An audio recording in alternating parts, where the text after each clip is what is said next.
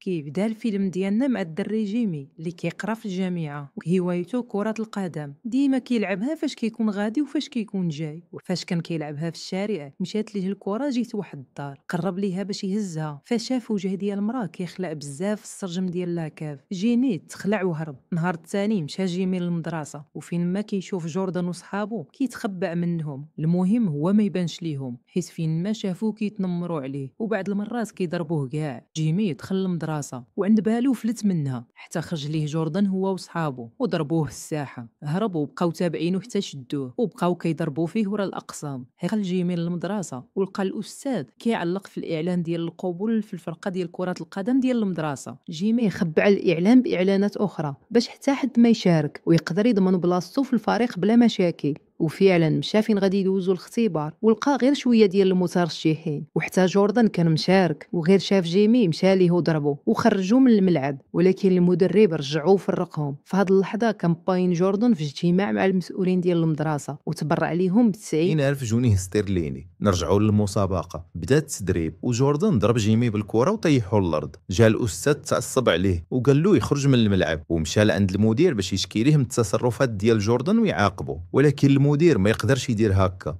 وقال الاستاذ من اليوم خاصو يعاملوه بحال اللي هو احسن لعاب في الفرقه ويميش الطريق بوحده. وكان ظلام والشتا كانت كطيح. تما خرج ليه جوردن من واحد الباب هو وصحابو وبقاو تابعين وسط الدروبه اللي كانوا ظلامين حتى جراتو واحد المراه كبيره في العمر ودخلاتو لدارها. شاف واحد الصباط ديال الكره فقالت ليه غادي نعطيه ليك حيت غادي يخليك تولي احسن واحد في الفرقه. جيمي ما سيقش هذا الشيء وقال لها راه غير صباط، شمن سحر ولا قوه فيه اللي غادي تخليني نكون هكا. جيمي خدا الكوداس من عندها وخرج، وحيت ما كانش متيق هاد الخرافه رماه في الزبل ومشى للدار. الغد ليه مشى للبلاصه فين كانوا مجموعين الدراري وتلاقى ليه جوردن. هنا وقف في وجهه وبغى يدافع على راسه ولكن ما قدرش وقدروا يضربوه وخداو ليه سبادري باش غادي يلعب ورماها جوردن في الكاميو ديال الزبل اللي كان دايز. في هذا الوقت ما عرف جيمي ما يدير حيت هنا كانوا كيساينوا غير الاستاذ يجي باش غادي يمشيو للملعب يلعبوا، وها هي السبادري ديالو ما بقاتش. وهنا تفكر الصباط اللي كان رمى ومشى كيجري ليه باش يجيبو، ورجع عاوتاني كيجري قبل ما يمشيو. وصلوا للملعب والماتش بدا والفرق بجوج كانوا كيلعبوا بعنف وشي كيضرب شي وتضرب جوردن. فخرجوا الحكم ودخل المدرب في بلاصتو جيمي، وغير دخلوا بلا مقدمات قدر يربح الفريق ديالو بضربه مجهده بزاف ومن مسافه بعيده وتسالات المباراه وربح الفريق ديالهم.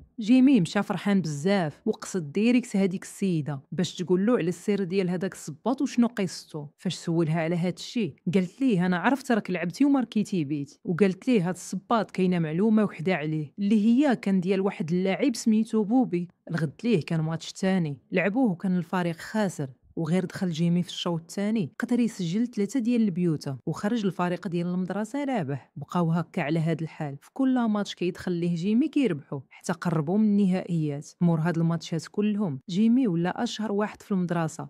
فاش كانوا كيلعبوا في واحد الملعب كان واحد المستكشف ديال المواهب كيتفرج، شاف جيمي وتعجب في القدرات اللي عنده وموهبته. وفاش شافوا باين جوردن مشى لعنده باش يقول له على ولده، ولكن المكتشف ما كانش مهتم بحتى واحد من غير جيمي حيت كان اكثر واحد مميز تما. الخبير شاف حتى اللاعب السابق ويلر اللي كان هو المدرب ديال الفريق. في الليل فاش كان راجع جيمي للدار مشى لعند الشيبانيه وعاود ليها على الماتش ديال اليوم وشحال فرحان حيت قدر يوصل الفريق ديالو للنهائي. وسولها على بوبي فجاوباتو باللي كان لاعب موهوب بزاف. وفاش عرفتو مرض واحد المرض خايب ما قلتهاش ليه وعطيتو هذاك الصباط باش يكون فرحان. جيمي قال لها علاش ما تجيش تفرجي معايا في النهائي اللي غادي نلعب غدا. قالت ليه وشنو غادي تقول لهم عليا الا سولوك؟ قال ليها غير اجي ما غادي يشوفك حد. السيده فرحات بزاف حيت تفكرها وعرض عليها تفرج فيه. وهو في طريقه لدار السيده لقى الخدامه غادي يريبوا المبنى اللي ساكنه فيه. بدا كيجري جهتهم ويغوت باش ما يضربوش، ولكن بداو الترياب وهو كيبكي عليها حيت خاف تكون لداخل. شويه حتى بانوا له اثار الرجلين في الثلج وعرفهم ديالها. فاش تبعهم لقاها مرميه في الثلج حيت مسكينه ماتت بالبرد. في هذا الوقت